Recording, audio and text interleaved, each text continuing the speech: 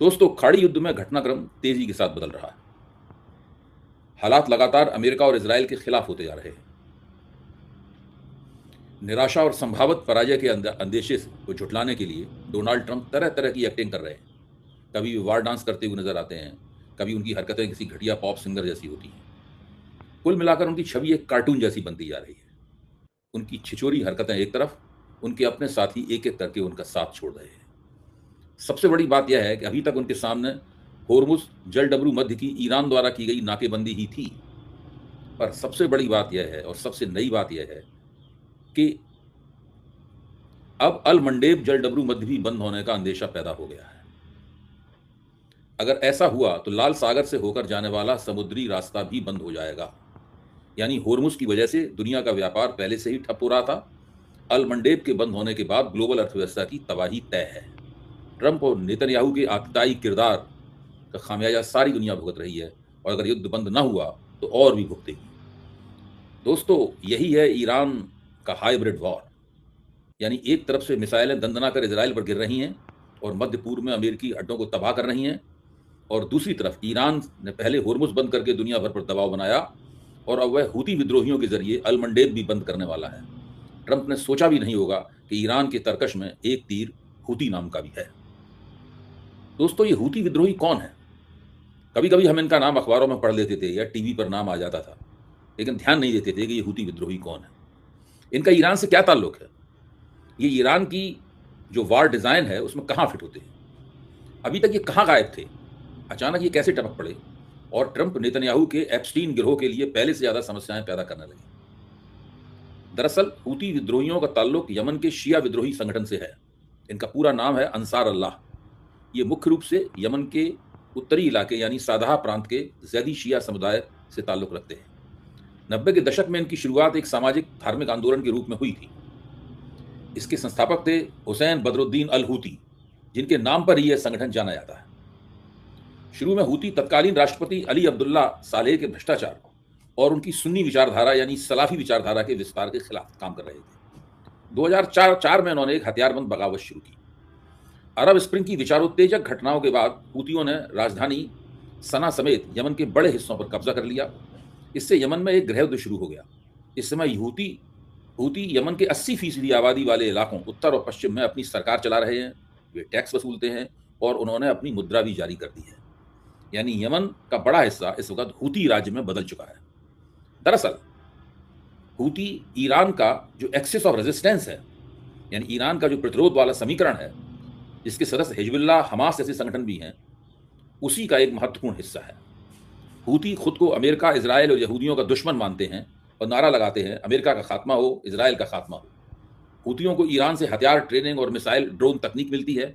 उन्होंने लाल सागर में सैकड़ों जहाज़ों पर हमले किए हैं। समझा जाता है कि वे लगातार ईरान के वार रणनीतिकारों के संपर्क में रहते हैं और उनकी ज़रूरतों के हिसाब से अपनी ज़रूरतों को संयोजित करते हैं। दोस्तों, अभी तक हूती मौके का इंतजार कर रहे थे। अब ईरान के साथ योजनाबद्ध सलाह मशवरा करके उन्होंने सीधे युद्ध में कूदने की घोषणा कर दी है। 28 मार्च को उन्होंने ईरान पर बैलिस्टिक मिसाइलें दागी। यह उनके पहले सीधे हमले में से एक था। 2023 से लेकर 25 में उन्होंने गाजा युद्ध के दौरान 100 से भी ज्यादा जहाज़ों पर हमले किए थे, जिससे सारी दुनिया में जहाज़ों का आवागमन बुरी तरह से प्रभावित हुआ था। अमेरिका और इजरायल को हूतियों से सबसे बड़ा खतरा यही है। इस समय होर्मुज तो ईरान ने बंद कर दिया है, इसलिए सऊदी अरब आदि खाड़ी देशों का तेल लाल सागर के रास्ते पर बने यानबू बंदरगाह से गुजर रहा है। हूती इसे निशाना बना सकते हैं। अगर उन्होंने ऐसा किया तो दुनिया की तेल आपूर्ति, कीमतें और अर्थव्यवस्थाओं पर बहुत बुरा असर पड़ेगा। जल्दी ही देखने में आने वाला है कि वे इजराइल पर अपनी मिसाइलों और ड्रोनों से जबरदस्त हमले कर रहे हैं। हूती सऊदी अरब और संयुक्त अरब अमीरात को भी नहीं छोड़ेंगे। वे उनके तेल संस्थानों और वहां के अमेरिकी ठिकानों को भी निशाना बनाएंगे। हूती ईरान के लिए एक दूसरा मोर्चा खोल रहे हैं ताकि अमेरिका और इजराइल की सेनाओं को खाड़ी और रेड सी दोनों तरफ बांट दिया जाए। इससे युद्ध लंबा खिंच सकता है और तेल संकट और भी गहरा सकता है। कुल मिलाकर हूती ईरान द्वारा चलाए गए असिमेट्रिक वारफेयर यानी कि असमतल रणनीति के मुताबिक चलाए जा रहे युद्ध का ताज़ा हथियार। वे सीधे सीधे बड़ी सेनाओं से नहीं लड़ते, बल्कि जहाज़ों, मिसाइलों और ड्रोन से वैश्विक व्यापार और ऊर्जा मार्गों को निशाना बनाकर दबाव बनाते हैं। हालात बहुत तेजी से बदल रहे हैं। हूतियों ने अभी अभी युद्ध में अपना पहला कदम रखा है। आगे देखिए क्या होता है। यह अमेरिका, इजराइल की प्रतिक्रिया, सऊदी अरब की भूमिका और ईरान की रणनीति पर निर्भर करेगा। दोस्तों, डोनाल्ड ट्रंप और बेंजामिन नेतन्याहू के मुंह पर हूतियों के तमाचे के बाद एक और तमाचा पड़ा। यह किसी मुस्लिम देश या विद्रोही संगठन ने नहीं, बल्कि एक बड़े यूरोपीय देश के प्रधानमंत्री ने मारा। यह हैरत की बात। यह है स्पेन के प्रधानमंत्री पेड्रो सांचेज, जिनका ताल्लुक स्पेन की सोशलिस्ट पार्टी से है। सांचेज हिम्मत और जीवट के साथ और बड़ी स्पष्टता दिखाते हुए खाड़ी युद्ध का विरोध कर रहे हैं। उन्होंने ट्रंप और नेतन्याहू की कड़ी आलोचना की है। उनका मुख्य नजरिया नो टू वॉर जैसे जुमले के इर्द गिर्द गठित होता है। सांचेज बार बार अंतर्राष्ट्रीय कानून का सम्मान करने और शांतिपूर्ण और कूटनीतिक समाधान की वकालत करते हैं। वे 2003 के इराक युद्ध का हवाला देते हुए कहते हैं कि इस वक्त का ईरान युद्ध उससे भी ज़्यादा कहीं खतरनाक और व्यापक है। वे अमेरिका और इजराइल की सैन्य कार्रवाइयों को अवैध, अनुचित और खतरनाक ठहराते हैं। स्पेन ने साफ कह दिया है कि वह अमेरिका को अब रोटा और मोरोन में बने हुए सैन्य अड्डों का इस्तेमाल ईरान के खिलाफ नहीं करने देगा। सांचेज का कहना है, कुछ लोग दुनिया में आग लगाते हैं और बाकी के हिस्से में आती है उसकी राख। सांचेज की मान्यता है कि इजराइल की गाजा कार्रवाई जरूरत से ज्यादा और निहत्थे लोगों का सफाया करने की श्रेणी में आती है। उन्होंने इसे मानवीय कानूनों का उल्लंघन भी बताया है। स्पेन 2024 में फिलिस्तीन को राज्य के रूप में मान्यता दे चुका है। आयरलैंड और नॉर्वे ने भी इसी तरह से फिलिस्तीन को मान्यता दी है। इन देशों के नेता अपने इस कदम को न्याय और शांति की दिशा में ऐतिहासिक कदम के रूप में देखते हैं। सांचेज का कहना है कि मध्य पूर्व की समस्या का सबसे अच्छा हल है कि उसे टू स्टेट सॉल्यूशन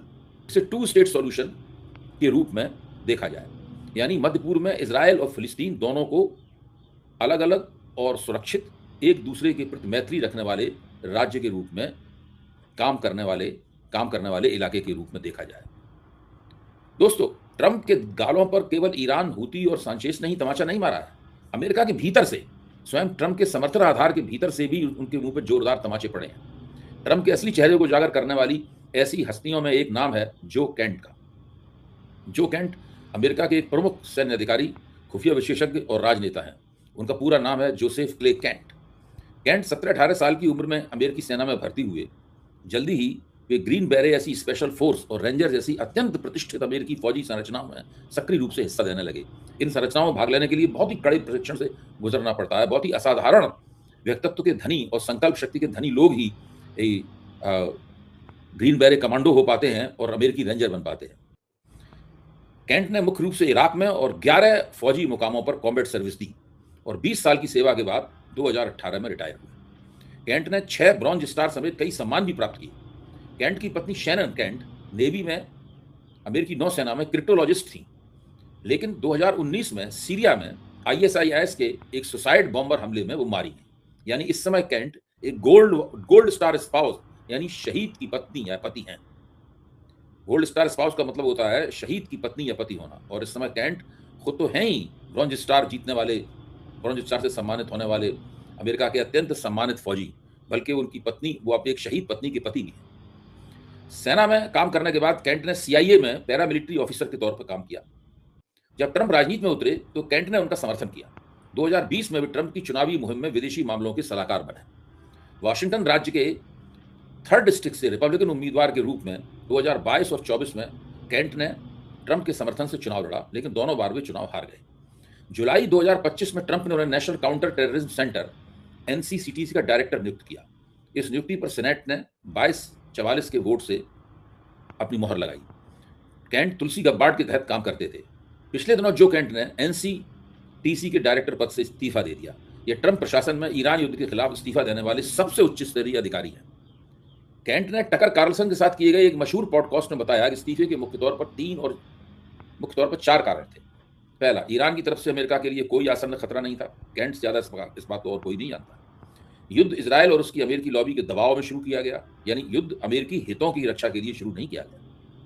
तीसरा, अमेरिका इजराइल के हितों के लिए लड़ रहा है, न कि अपने हितों के लिए। चौथा, उन्होंने इस युद्ध की इराक युद्ध से तुलना की और कहा यह इराक युद्ध की तरह एक मैन्युफैक्चर्ड वॉर यानी मनमाने तौर पर गढ़ा गया युद्ध है।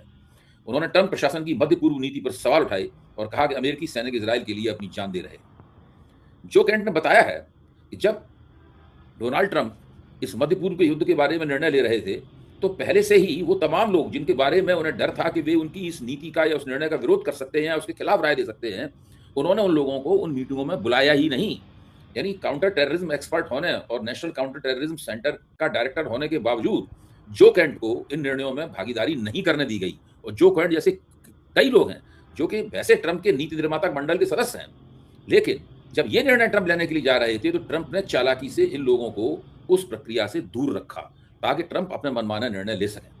जो कैंट का दावा है कि उनका नजरिया ही असल में अमेरिका फर्स्ट नजरिया है। मेक अमेरिका ग्रेट अगेन के दायरों में कैंट एक ऐसी हस्ती हैं जो मानते हैं, यानी मागा के दायरे में कैंट एक ऐसी हस्ती है जो मानते हैं कि मध्य पूर्व में अनंत युद्ध जारी रहने से अमेरिका कमजोर होगा, उसके संसाधन बर्बाद होते रहेंगे और चीन और रूस जैसे असली प्रतिद्वंदियों से की तरफ से अमेरिका का ध्यान भटकता रहेगा। दोस्तों, जब ट्रंप ने 28 फरवरी को युद्ध की शुरुआत की थी, तो न तो उन्होंने हूती विद्रोहियों की भूमिका का पूर्वानुमान लगाया था, न ही स्पेन के प्रधानमंत्री सांचेज के दृष्टिकोण की उनकी निगाह में कोई गिनती थी, न ही वे जो कैंट जैसे अपने भीतरी आलोचकों के बारे में कुछ सोच पाए थे। ईरान की तरफ से होने वाले रक्षात्मक प्रतिरोध का भी उन्हें कोई अंदाजा नहीं था। ईरान इस युद्ध को हाइब्रिड वार में बदल देगा, यह तो उनकी डिजाइन का हिस्सा था ही नहीं।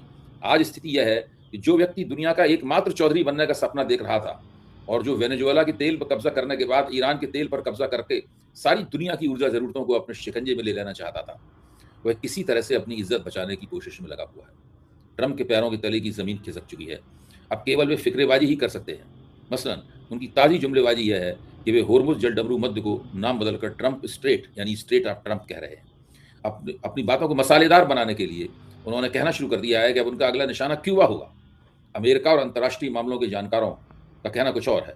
वे कह रहे हैं कि खाड़ी युद्ध में ट्रंप की दुर्गति का चरम तो तब होगा जब नवंबर में अमेरिकी मतदाता उन्हें मध्यावधि चुनाव में हरा देंगे। उसके बाद एक अधिकारहीन यानी लेम डक राष्ट्रपति के रूप में उनके पास किसी देश के खिलाफ युद्ध छेड़ने की औकात ही नहीं रहेगी।